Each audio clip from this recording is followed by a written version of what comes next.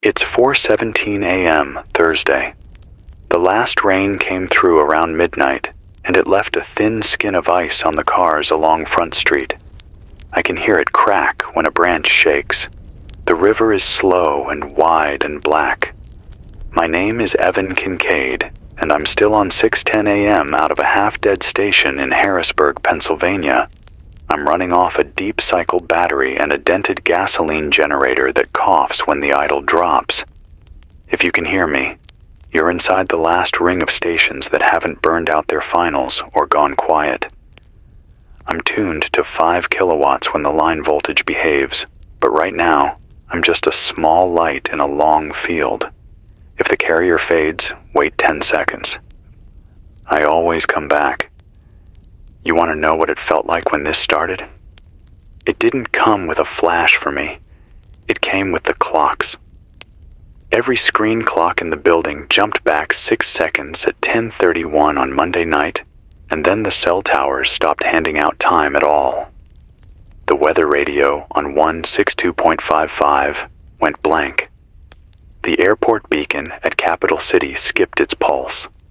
The guy who watches the bridge cameras said the feed froze on a single truck stuck with its hazards on, and the hazard lights didn't blink. The world took a breath the wrong way.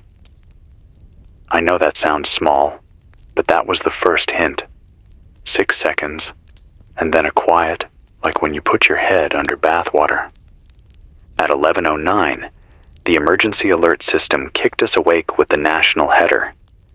You know, the one you only hear in tests that come with long forms and signatures. Not the weekly test, not the monthly test. This was the other kind. The text crawl said EAN, which means Emergency Action Notification, and it named cities the way a parent says first and middle and last when you're in trouble. Omaha, Minot, Great Falls, Bangor, Cheyenne Mountain. It told primary stations to hold and relay, and then the text cut into a block of black squares that looked like a crossword puzzle eaten by fire. The audio message was shorter. I only caught shelter. Confirmed. Event. The word event hung in the room like a gnat you can't swat. People say there was a flash over the coast. I did not see it. The TV mast on Blue Mountain lost power first. The main transmitter for Channel 8 started to scream at 11:14, a single high noise from the control shelf, and then the lights clicked off in the studio hallway, and I could hear the soda machine dump coins onto its own steel floor. The station manager tried to call PPL Electric on the landline and got a fast busy that sounded like a beating heart. His wife texted him 5 words: "Do not come home." North. She never texted again. I wasn't supposed to be here. I do midnights on weekends and fill-ins when the morning crew drinks too late. But I knew the generator key was in the green metal box by the back door, so I stayed. I wheeled the generator onto the loading dock and pulled the cord like I was starting a lawnmower. When the choke caught, the lights in Studio B woke up in a staircase of little clicks. The mixer came alive like an old dog lifting its head. The transmitter took a second longer, then gave me the OK lamp. I flipped us out of automation and put my hand on the talkback, like it was the hand of someone who might float away. I said the time and the station and my name. I said the bridge cameras were dead and the interstate signs had stopped counting miles to Philadelphia. I said, if you heard me and needed a voice that would not lie, you could stay. I said it like I meant it, and here's the strange part. I did. At 12:03, a truck driver called on the station's old copper line. His name was Ray. He said he was on Interstate 83 southbound near New Cumberland, and every car had pulled to the shoulder like a funeral. He said the sky had gone white over the southeast, not a bright light and not lightning, but the kind of white that forces your eyes to water. He asked if it was the sun. I told him it was midnight. He said he knew, but it looked like day without the warmth. Then he started to cry the way big men cry, with their throat closed and air trying to get out around the block. He ended the call without saying goodbye. 20 minutes later, another driver came in on the same line and said the signs near Baltimore were black. Not off. Black. Like someone had pushed paint onto them. I don't know what that means. I don't pretend. This is day 5. People keep asking me to number the days, so here it is. Monday night was the clocks. Tuesday morning was the quiet. Tuesday afternoon, the phones went one of 2 ways. Either SOS with no bars, or 5 bars with no network. The weather band stayed dead. The FM band turned into a field of ants, little bits of voices you could hear for a moment and then lose. I caught a CBC station out of Windsor, holding for 20 minutes on a looped message about sheltering in place. Then it vanished like a frog into reeds. The AM band has been better, but even here you can feel the waves thin out like hair. WABC carried a live voice until dawn on day 2. Then they relayed a loop about water safety and temporary curfew in the 5 boroughs. Yesterday, even the loop sounded like it had been dubbed onto a tape that had been dubbed onto another tape. What set the switch from odd to wrong was the rail yard. There should be horns at sunrise, even when it's cloudy. We have 3 crossings within a mile, and I've had my show under that sound more mornings than I can count. Day 2, 7:11 a.m., no horn. The rails were still. Then someone found the yard and saw 4 tank cars with the paint blistered on one side, like someone had heated them with a torch that came from the inside. The graffiti was melted into waves. A man put his hand on the steel and jerked it back. It was warm, even though the air stung. The yard office had a note on the door. Foam not working. I do not know if anyone tried. By 10 that day, the river had a film on it. Upstream, it might have been oil, but it didn't glitter like oil. It was a gray sheet, like a shadow with edges. A woman walking a dog said the dog would not go near the water, and then the dog turned around and sat with its back to the river. At noon, someone said the water tasted like coins. I did not put that on air. A man who says the water tastes like coins is a man with a mouth full of fear. You want escalation? The grid told the story better than I can. Pennsylvania split in half along a line that made no sense to me. If you were west of Altoona or east of Lancaster, you might have had power for another day. The middle went dim like a bruise. The substations hummed hotter than usual just before they stopped humming at all. Down in Maryland, the operators tried to island a chunk of the system so that hospitals could stay cold and bright, but it didn't hold. Guys who used to work for the utility say some protection systems tripped like they should, and others never woke up. They say your best gear becomes a paperweight when the wrong kind of surge walks through the door. They also say, quiet, that the surge felt like it came not just through the wires, but through the air itself, like a hand pressed on the whole town at once. Someone at the guard armory came by with a note for me on day 3. He had a patch that said 28th Infantry Division, and eyes that looked like he had skipped 3 nights and eaten nothing but trail mix. He asked if I would read a message on the hour. It said there would be travel checkpoints on the main routes after sunset, and that flashlights would be treated as signals.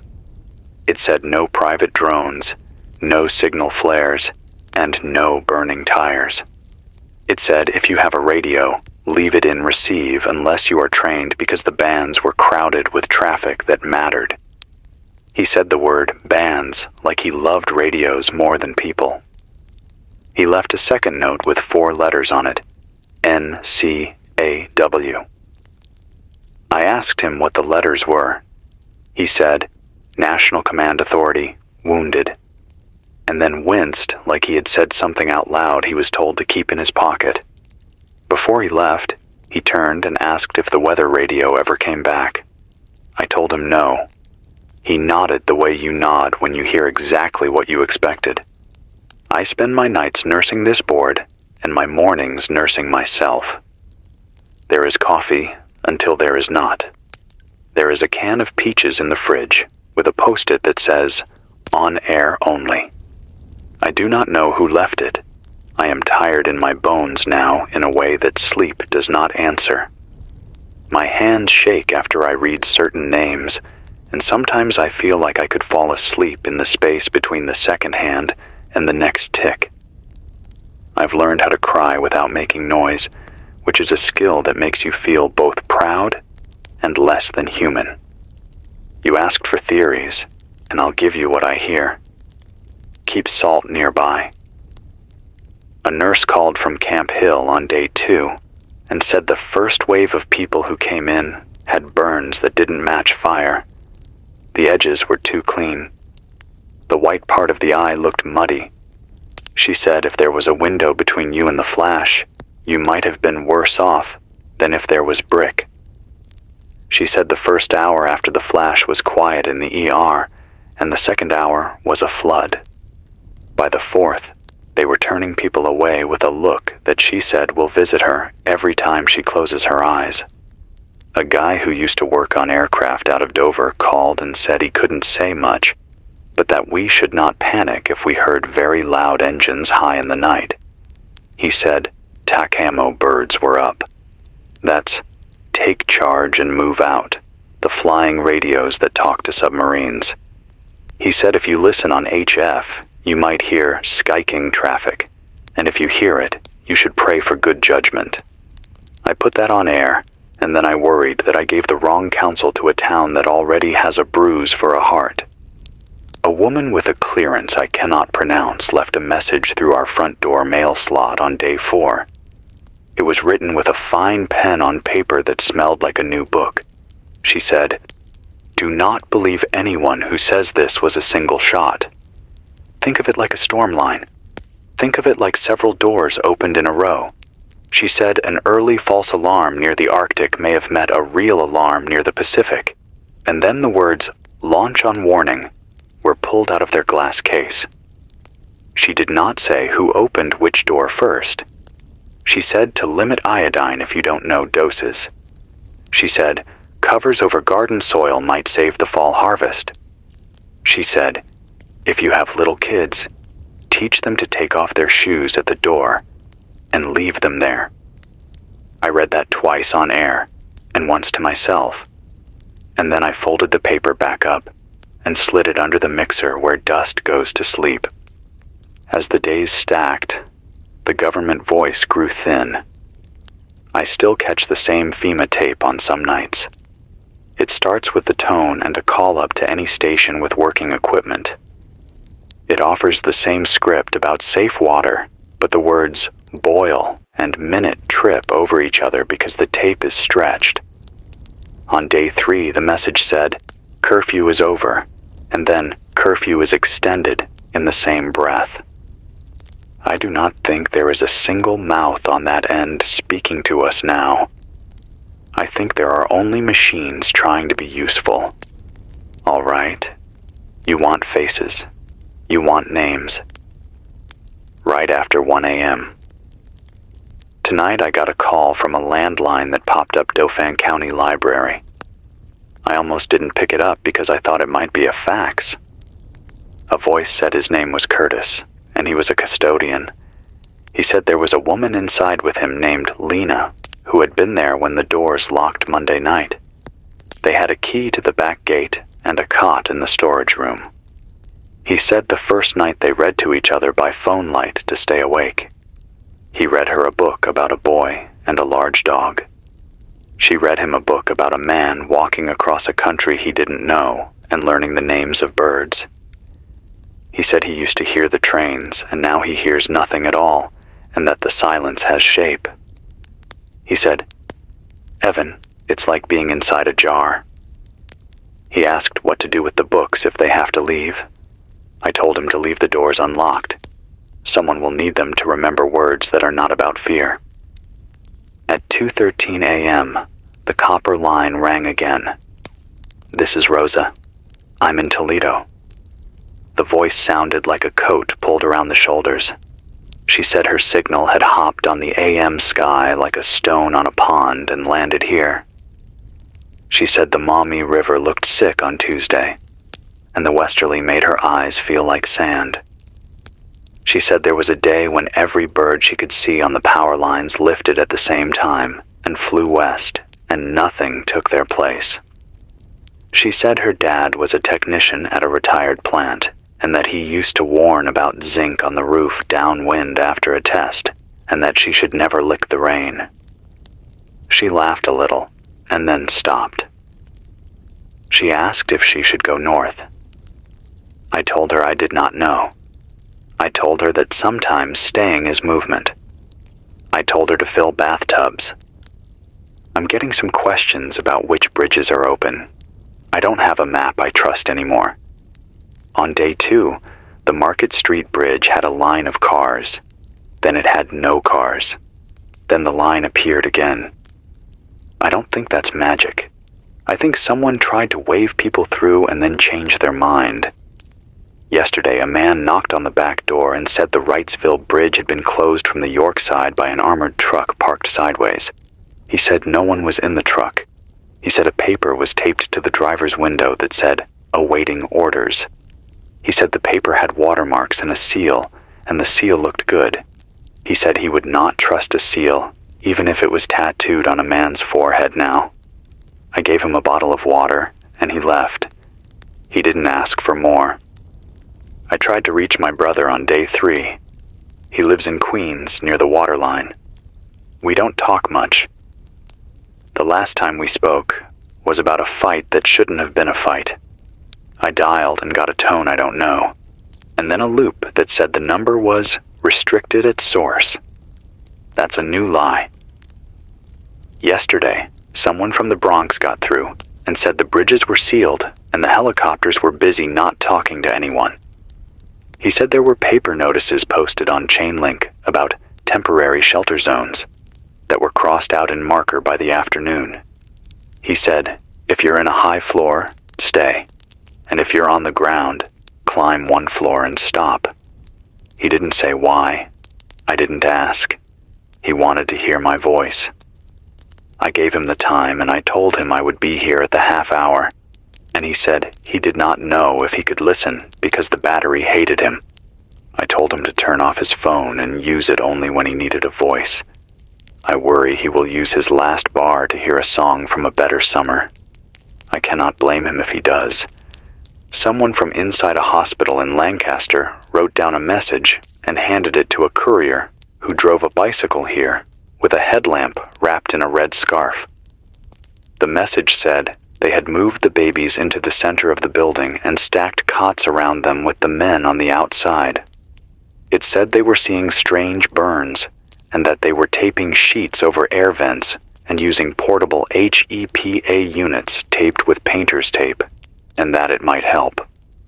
It said to keep showers short if you have water, to wipe down the floor after with a wet towel, and to throw the towel in a bag. It said they have a TV on in the break room that shows the same loop of a press conference that never starts, while a seal sits on the podium, like a coin.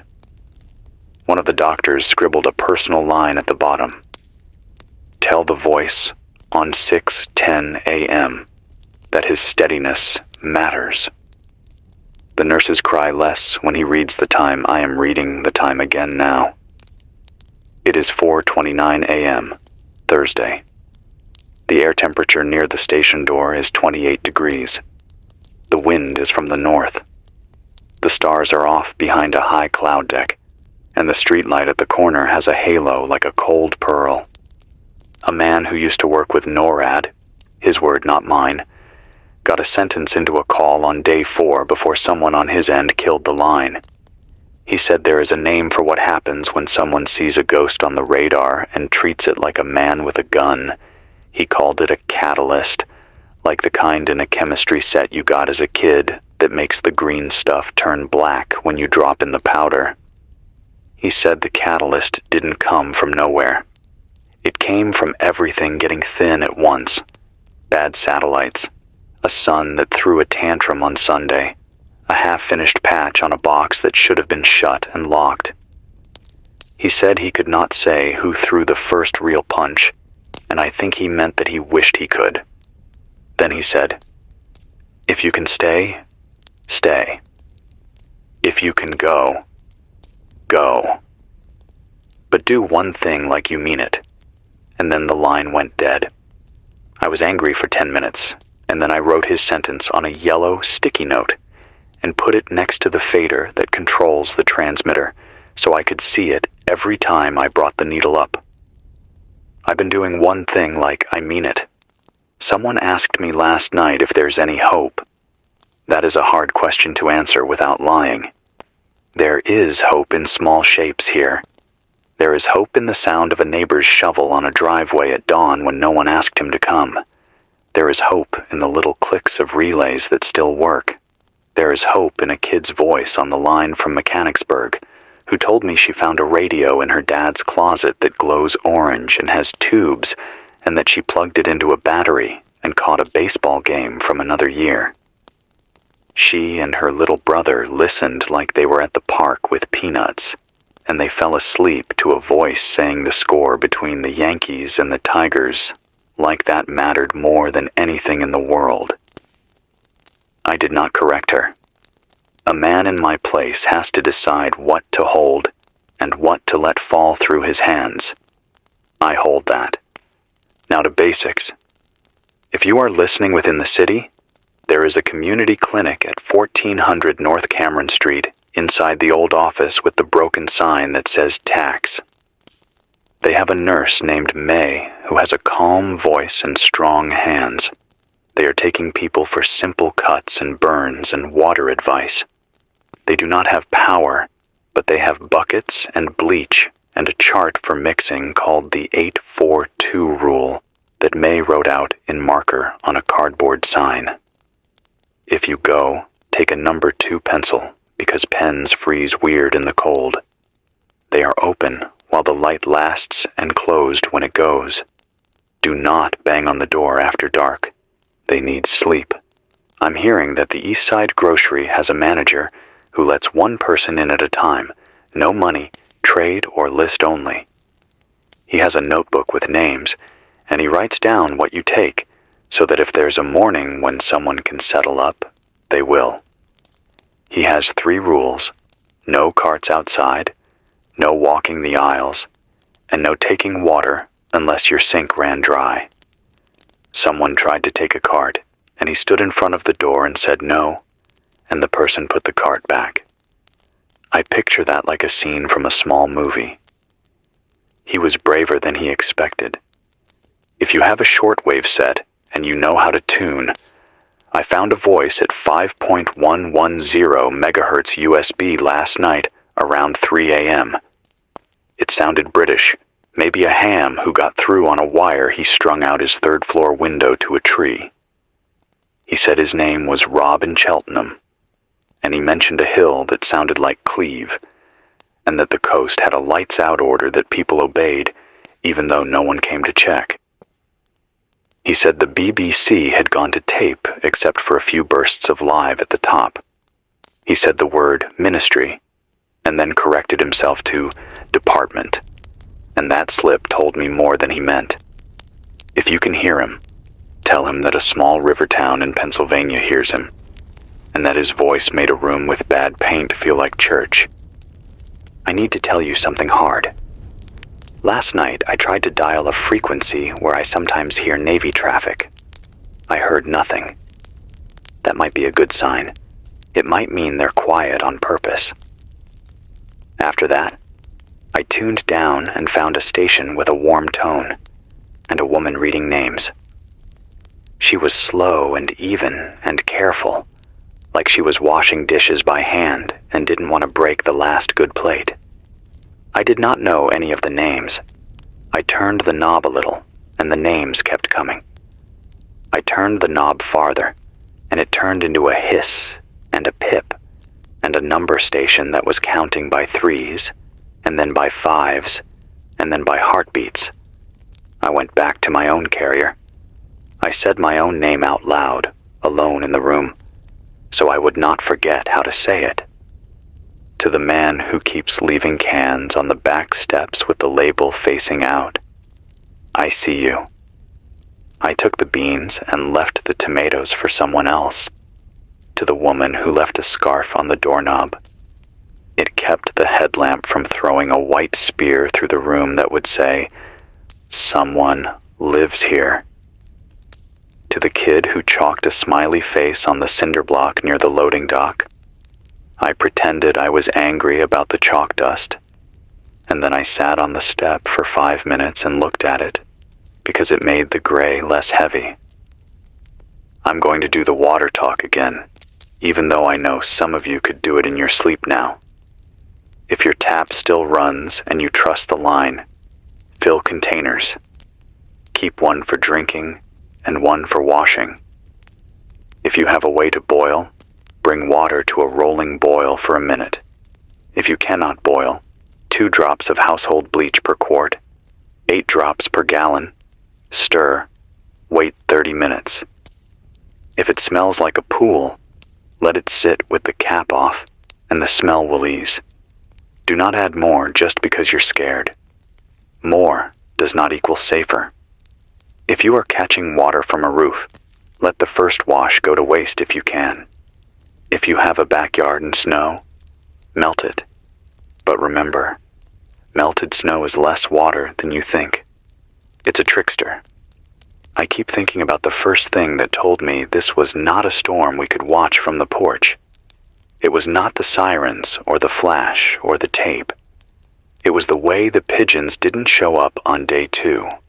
There's a sign on a signpost on 2nd Street where a man feeds them at lunch. He dumps a bag of stale bread and calls to them like he has done since I started here. On Tuesday, he stood there with a bag that looked heavy and a face that looked older than it did on Friday.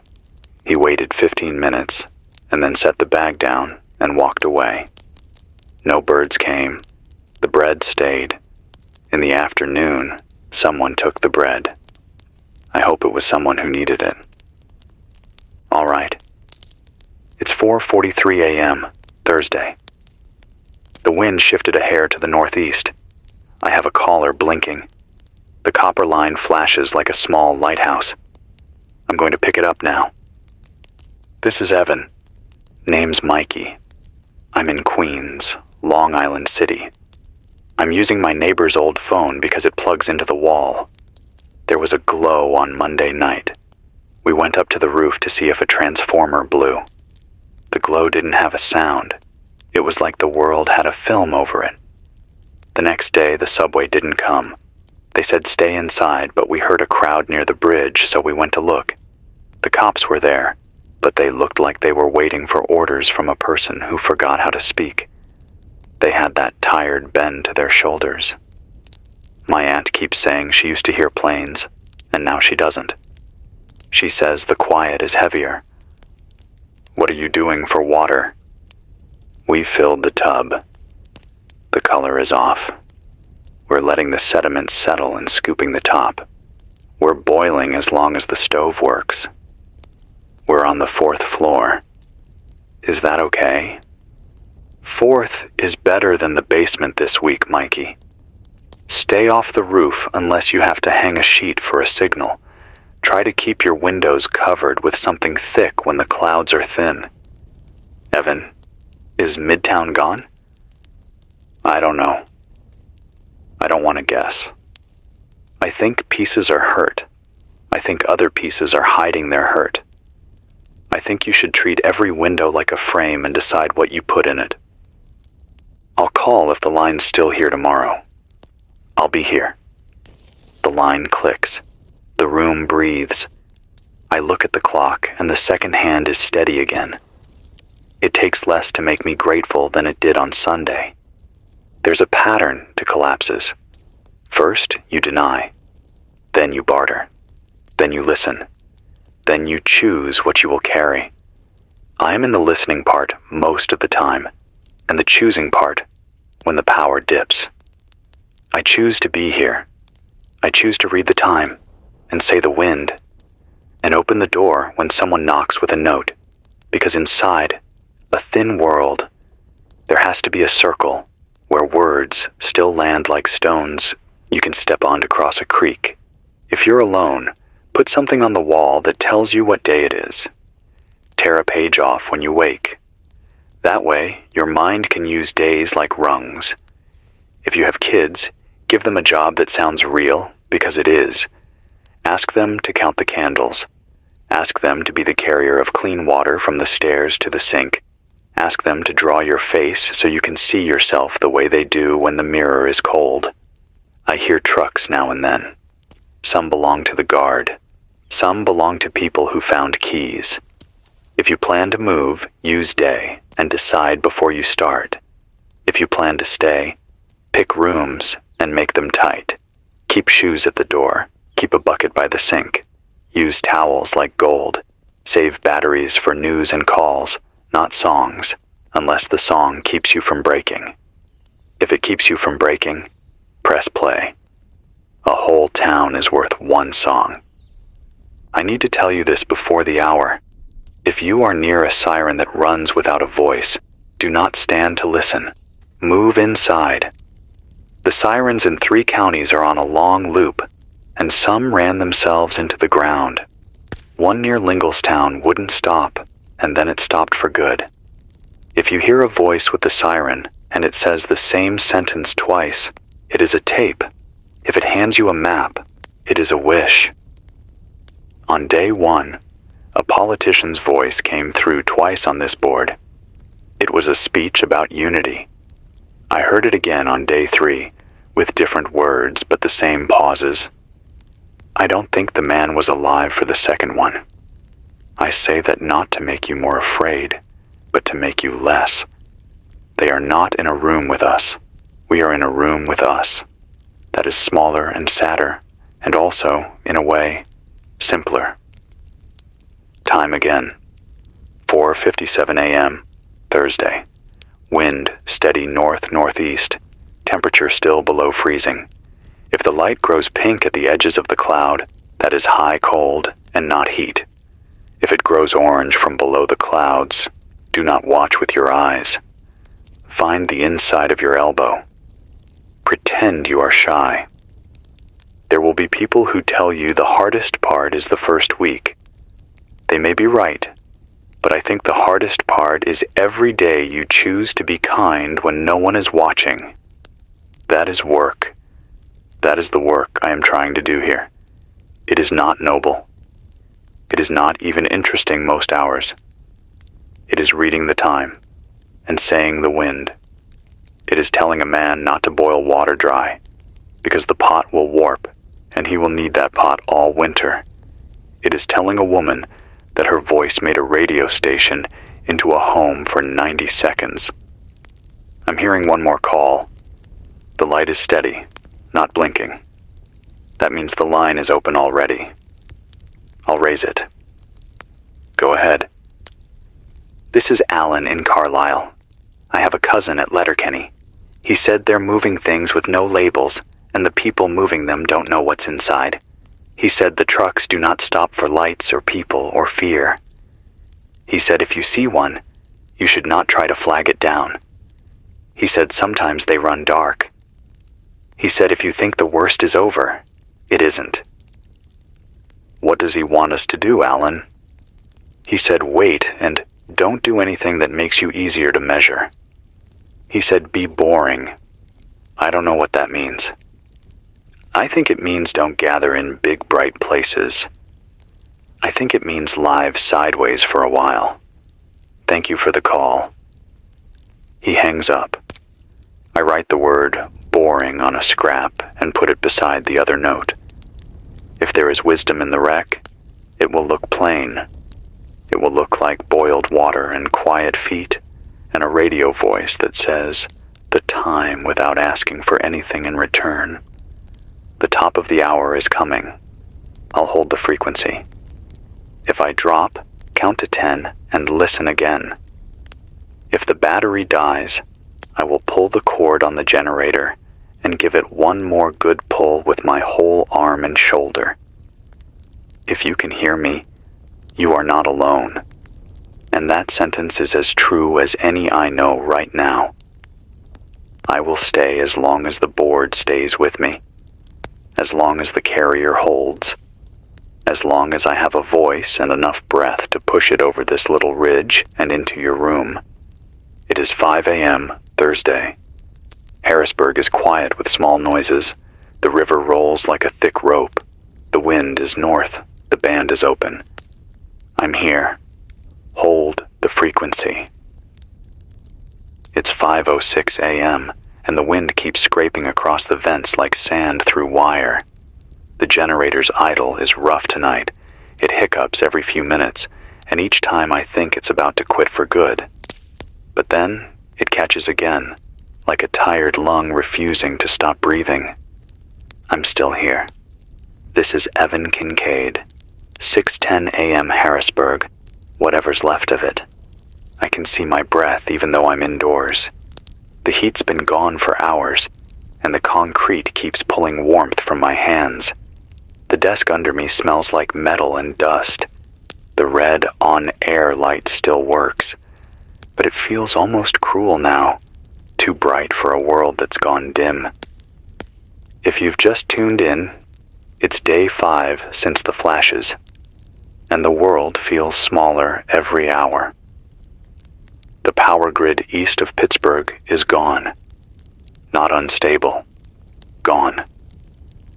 People in the outskirts are lighting fires in oil drums again, burning broken pallets and plastic and anything that burns fast. The smoke hangs low, trapped under the cold air, turning the sunrise into something that looks more like a bruise than a sky. I've been trying to scan shortwave again. Between 4.7 and 6 megahertz, all I get are faint pulses. Someone keying their mic and letting go. No voice. No ID. Just taps. Someone out there is trying to say we're still here, and maybe that's all that matters. Around 3 a.m., I got a letter slipped through the back door slot. The handwriting was shaking, half cursive, half print. It said, "We saw something in the west, like stars falling but slower. The sky burned for minutes, not seconds. Dogs wouldn't stop barking. Then the lights went out. Everything electric died except the radios. What do we do now?" It wasn't signed. If you're the one who wrote that, what you saw wasn't stars. We've been picking up chatter from the Ohio Valley, mentions of missile debris, maybe intercepts, maybe re-entry fragments. The scientists, the ones still talking, say some detonations happened high, too high to burn the way they used to. That's why the light lasted so long. But that doesn't matter anymore, does it? What matters is that you're still breathing, still writing, still asking what to do next. What you do next is survive the silence. If the sky glows, don't watch it. Don't go outside unless you must. Keep your windows covered. Don't drink surface water unless you boil it. Don't trust the static voices that tell you evacuation buses are coming. There are no buses. There's no safe zone.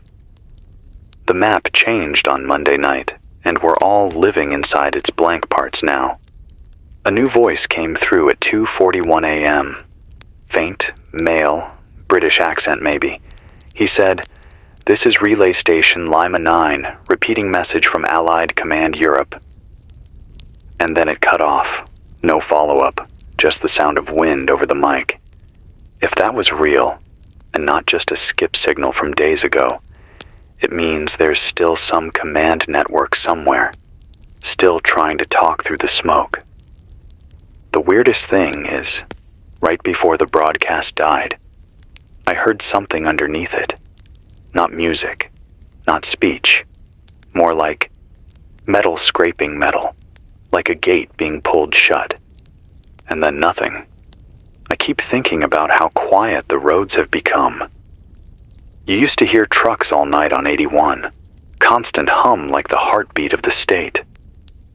Now it's just 1 or 2 engines a day, and most of them sound wrong. One passed at dawn yesterday. Slow, heavy, no headlights. You could hear the tires slap the frozen road, but there was no cab light, no driver silhouette. People in Lemoyne said it stopped near the bridge, and then just sat there, idling, for half an hour before driving off without turning around. No markings on the side. No plates. If that's military, they're moving blind.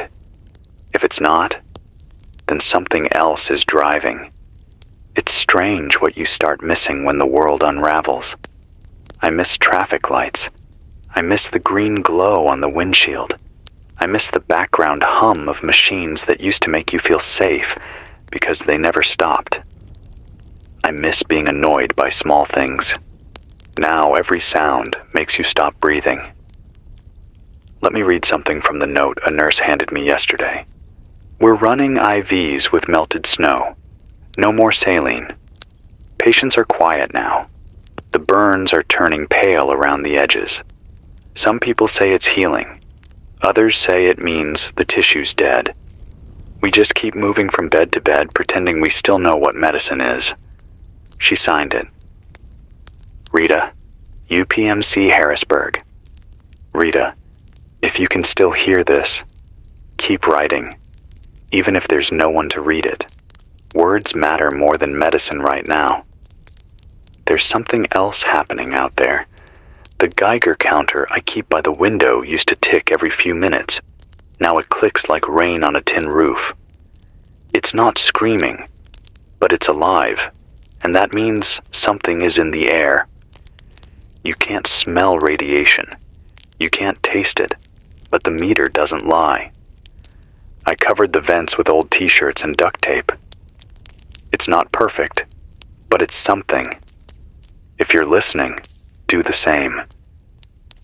The strangest call tonight came from a man who said he was near Dover Air Force Base. He spoke in bursts, like he was running. He said the runways were full of planes, but none of them took off. He said there were soldiers there, but they weren't giving orders, just standing in lines, waiting for something invisible. He said they were listening, all of them, facing east. I asked what they were listening to, and he said, "It's not sound, it's pressure, like the air's holding its breath." Then the line cut. I've been looking at the clock for the last 20 minutes. Every time I blink, the second hand hesitates. I don't know if it's the power inverter glitching or if time itself is tired. My hands are numb. My throat hurts. But I'm still talking, because silence feels like surrender.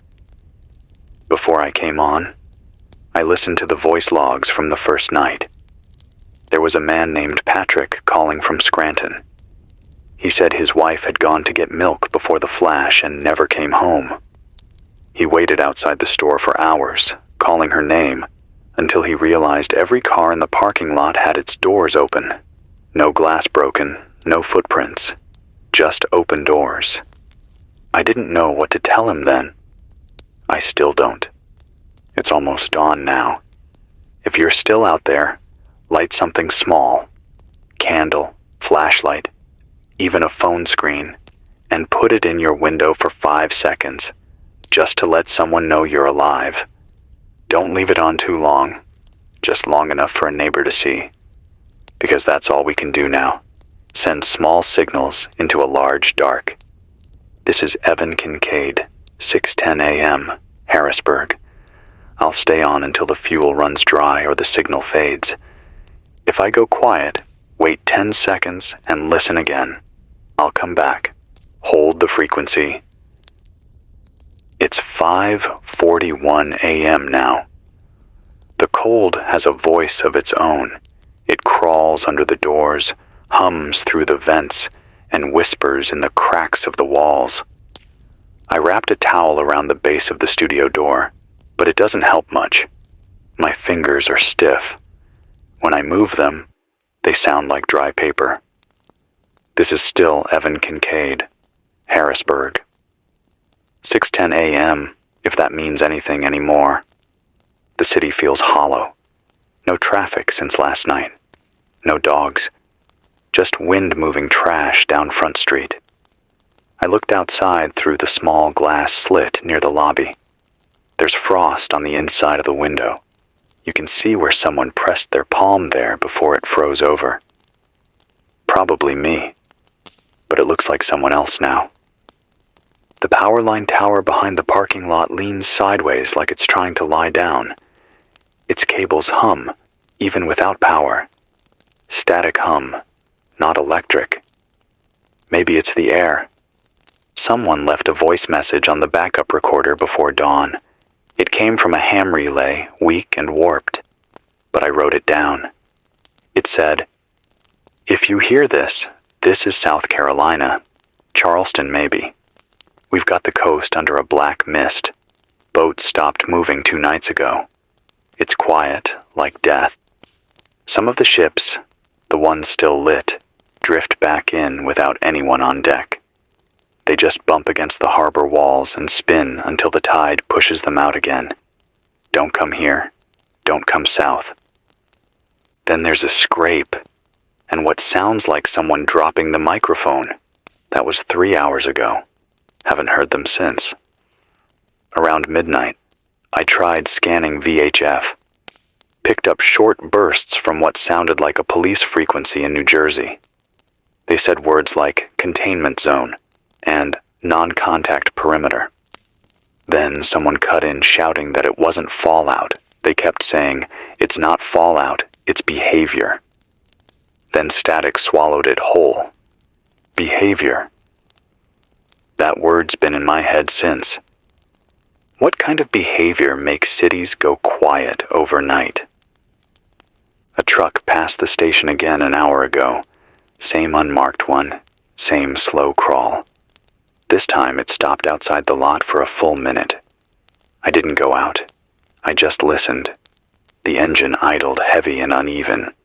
Then something metal clanged in the back, like chains shifting.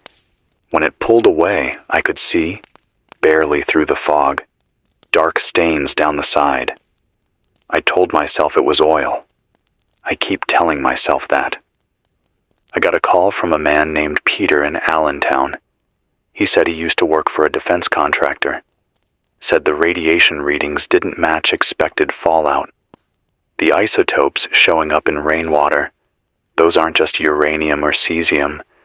He said they found short-lived artificial nuclids, ones that decay within hours. His words, not mine. Said it looked more like someone was painting the sky with something meant to scatter signals, not kill people. When I asked why anyone would do that, he said, maybe to blind satellites.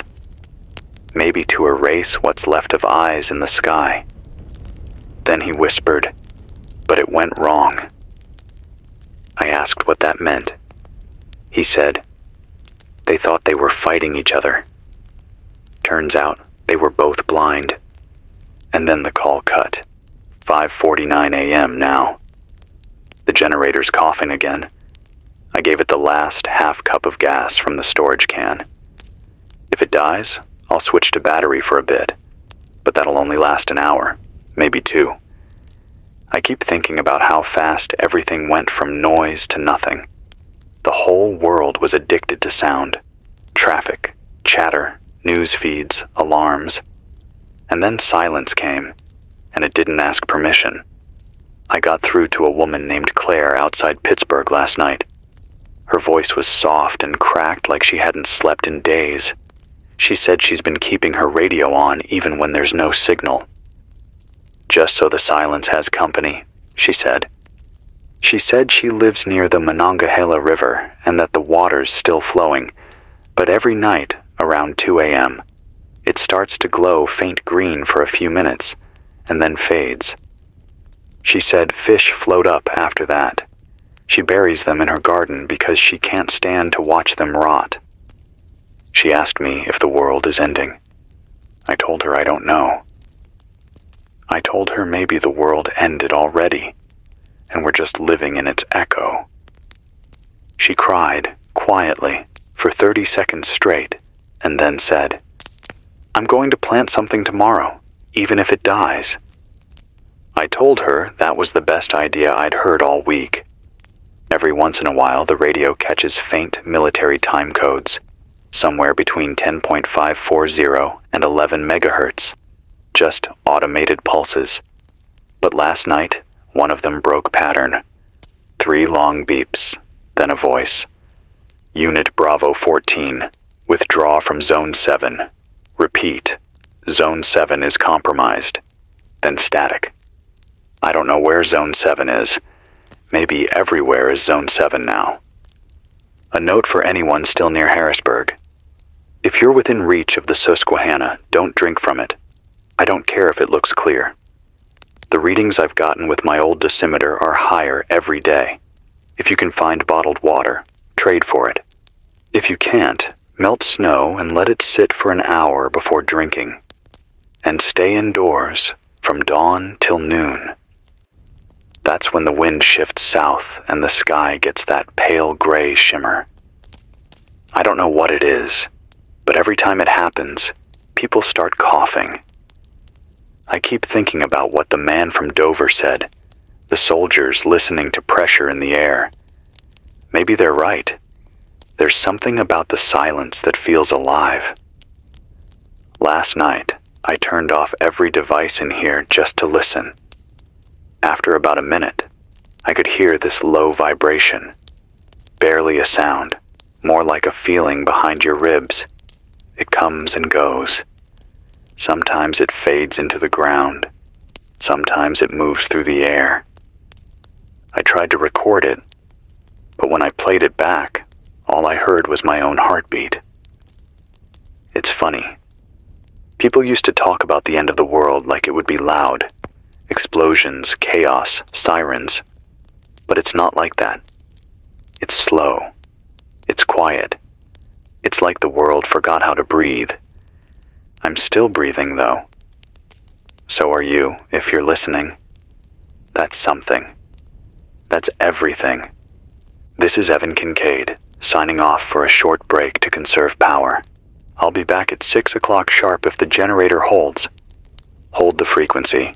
Don't go quiet. It's 6:02 a.m. now.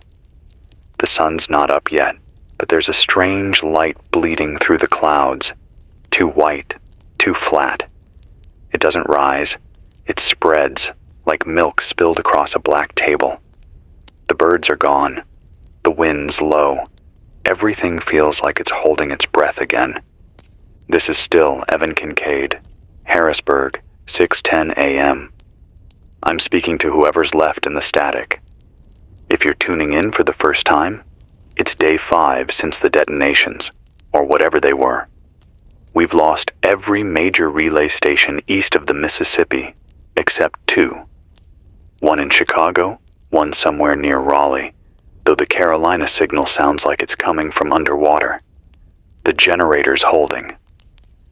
Barely. It's been 5 days on fumes, and the exhaust smells like rust and burned oil. I'd give anything for silence that didn't mean death. A few minutes ago, I heard something outside. Heavy, deliberate. I thought it was the truck again, but when I looked through the glass slit, I saw a figure standing by the edge of the parking lot. Couldn't see a face, just a coat. Long, dark, the kind that moves even when the wind doesn't. I called out. Nothing. When I turned the studio light off and looked again, the figure was gone. But something was left behind. A single glove on the asphalt.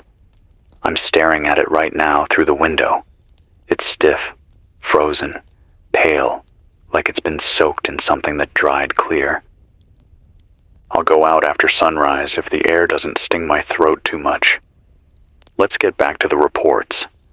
I've been writing every one of them down in this notebook. Names, places, coordinates. It doesn't feel like journalism anymore. It feels like writing headstones. At 5:19, a woman named Julia from Baltimore called on the old copper line. She said the inner harbor was glowing from below. The water's calm, but light seeps up from underneath, like someone laid lamps on the riverbed. She said she could hear voices, not clear words, just tones like underwater singing. She said she followed the sound until it got louder, and then every radio in her house turned on by itself. No power, no batteries, just the hum of dead stations. She unplugged all of them, but the sound kept coming. Her last words before the line died. "It's not radiation, it's memory." Then static. 6:08 a.m. There's been a steady pulse on 9.420 megahertz, 3 long tones, 5 seconds apart, then silence. Repeats every hour. No Morse code, no voice. The first time I caught it, I thought it was military. But now I'm not sure. Someone from a university in Ohio, if the ID was real, called it a synchronization beacon.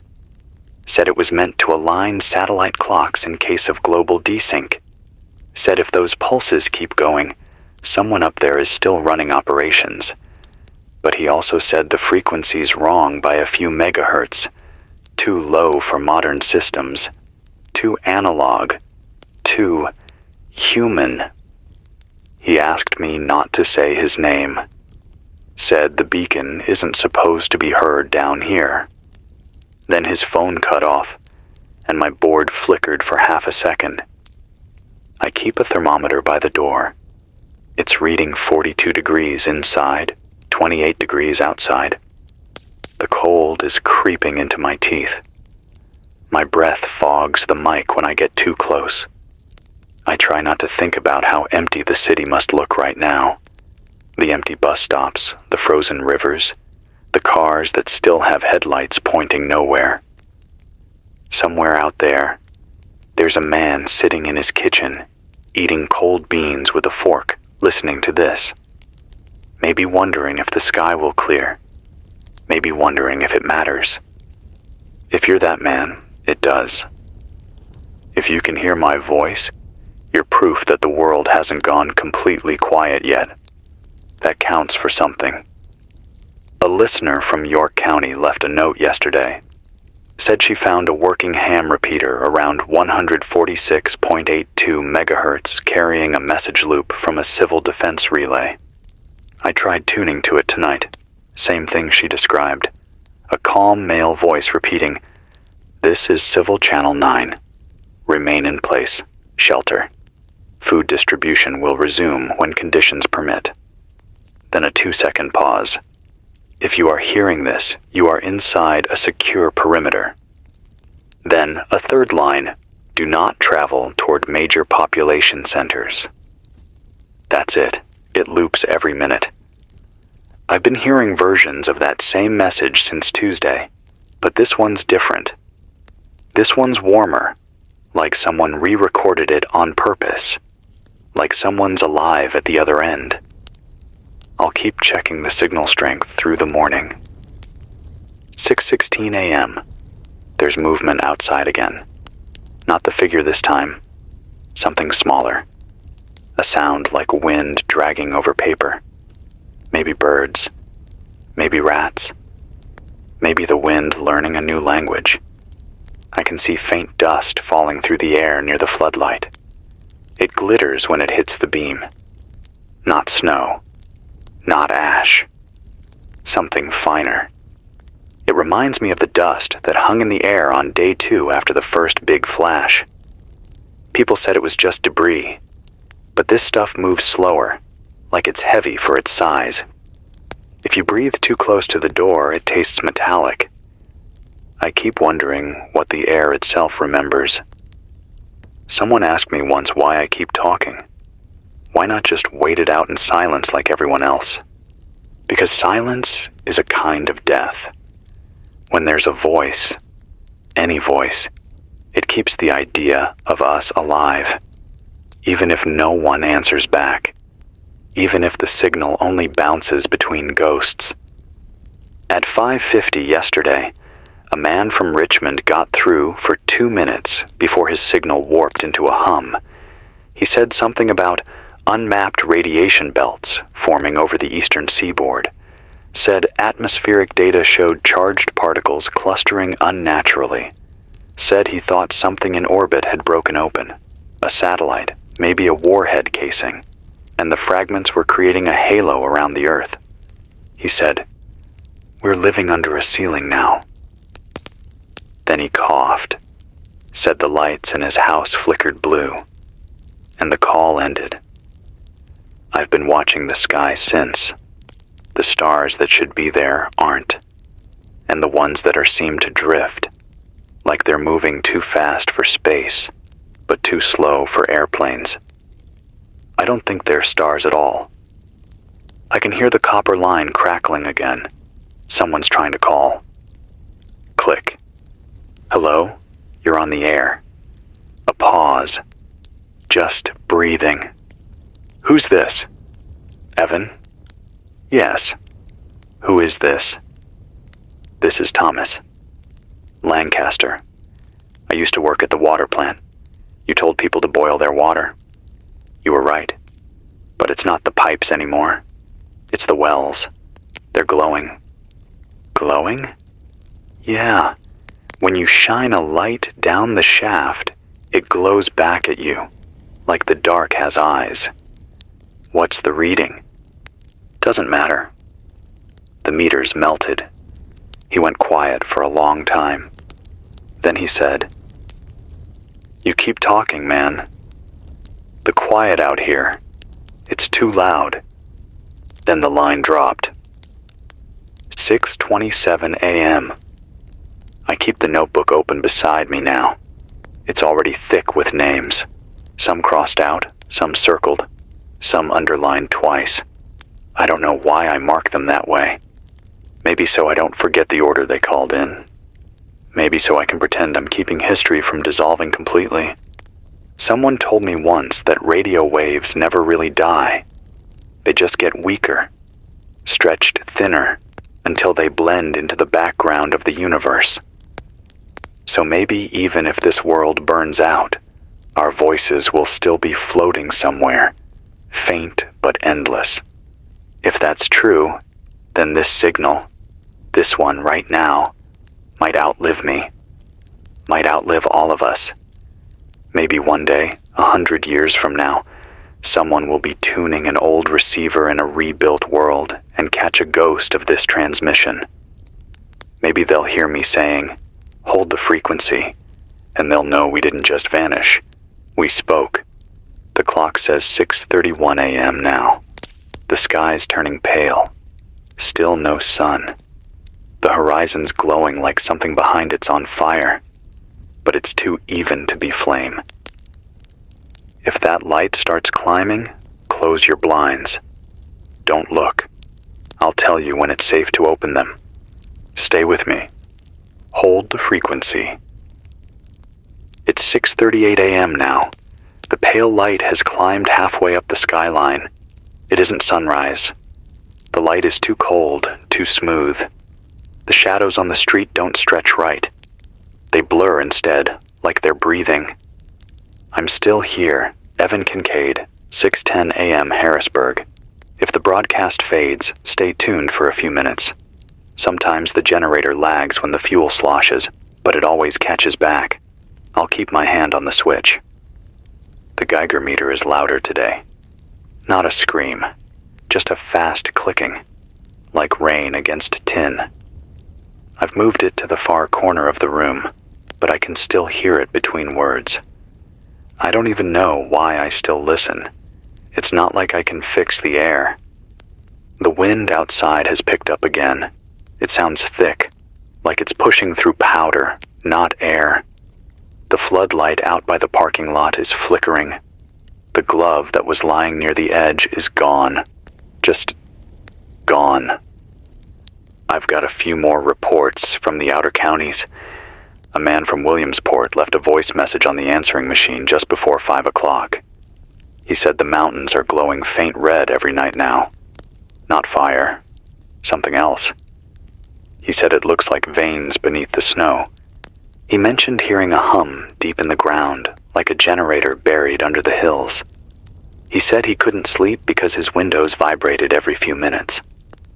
When he tried to record it, his phone camera showed streaks of light running across the floor like reflections from water. But there's no water in his house. He ended the message saying, "It feels like the ground's breathing under us." Then the tape ran out. 6:43 a.m. The phone line blinked again. Another call. I didn't even say hello before the man spoke. His voice was cracked and flat, like someone reading from a script he didn't believe in. He said, "Evan, this is North Command Relay. We have minimal communications. Philadelphia is gone. Baltimore is gone. Stay on the air if possible. Civil defense signal was hijacked. Do not trust Channel 9. I asked him to confirm, but he didn't answer." The line went silent, and the dial tone that came after didn't sound normal. It pulsed like a heartbeat. If that message was real, then maybe that warm, calm voice we've been hearing wasn't human after all. I keep thinking about what Julia from Baltimore said earlier, about the memory in the water, the way it glows from below. Maybe the world's trying to remember itself. Maybe whatever we did up there, whatever got launched, intercepted, or detonated, cracked the atmosphere just enough to let memory leak through. That sounds insane when I say it out loud, but insanity's not much different from logic when the lights go out. A boy named Eli called from Scranton 2 hours ago. He's 11. Said his parents went to look for medicine and didn't come back. He's been living in the basement with a flashlight and a bucket of canned peaches. He said the upstairs windows glow at night, even though he covered them with blankets. He asked if it's safe to sleep. I told him yes, even though it's not. I told him to keep his radio close and the flashlight off unless he needs it. I told him to talk to me again when he wakes up. He said, "Okay, Mr. Evan, I'll dream in the dark. If you can hear me, Eli, keep that light off. Stay small. Stay quiet." 6:49 a.m. The light outside's getting stronger. I can see the rooftops now, frosted silver. The snow's not melting, but it's sweating. Every surface has this thin layer of dew that shimmers like glass. Someone down by the bridge is burning wood. The smoke goes up straight and stops halfway, like it hit an invisible ceiling. I can smell it even in here. It smells like cedar and something else, like burnt wires. I tried the FM dial again. Nothing but hiss. Then, just before 90.1, a voice came through for 2 seconds. "This is St. Luke's Hospital. North wing compromised. Evacuating lower floors." Then silence. The FM band's been dead for days, so if that transmission bled through, it means somebody out there still has power. Maybe generators like mine, maybe bigger. If you're in Harrisburg and can move safely, the hospital's about 20 minutes east of here. But go only if you can breathe easy in the cold air. If your throat starts to sting, cover your mouth with a wet rag. The dust hangs heavier near the river in the mornings. I keep a photo on the desk. My brother and me, sitting on the back of his car near the shore, fishing lines out. I found it in my jacket pocket 2 days ago. Don't even remember putting it there. It's bent. The edge is dark from sweat.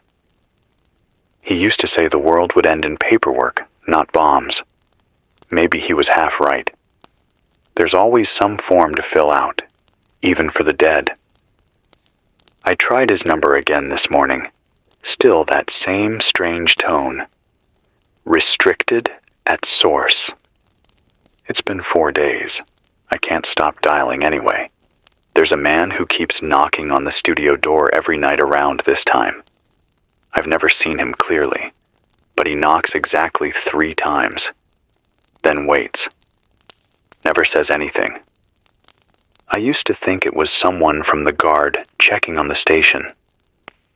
But now, I'm not sure anyone's left in uniform around here.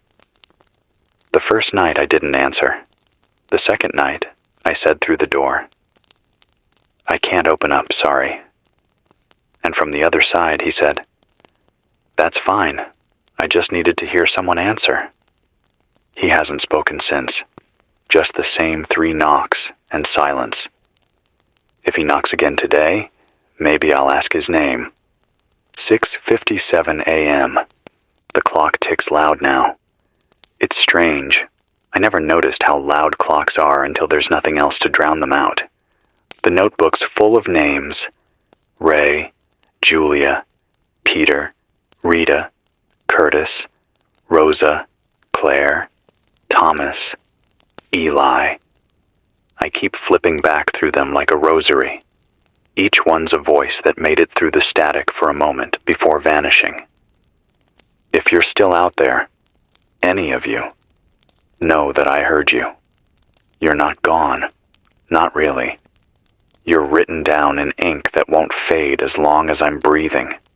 The hum under the ground is getting louder again. It rises in waves, almost rhythmic, like something alive. The lights flicker in sync with it, like the power grid's heartbeat.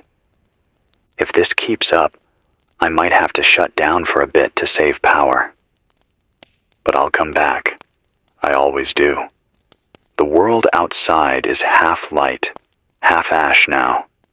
The horizon glows faint blue, and the air tastes like metal through the cracks in the wall. If you can hear me, stay inside. Don't trust the calm. The calm is when things shift. This is Evan Kincaid, Harrisburg, 6:10 a.m. It's 7 a.m. on what's left of Thursday. I'll check the lines again soon. Don't go quiet.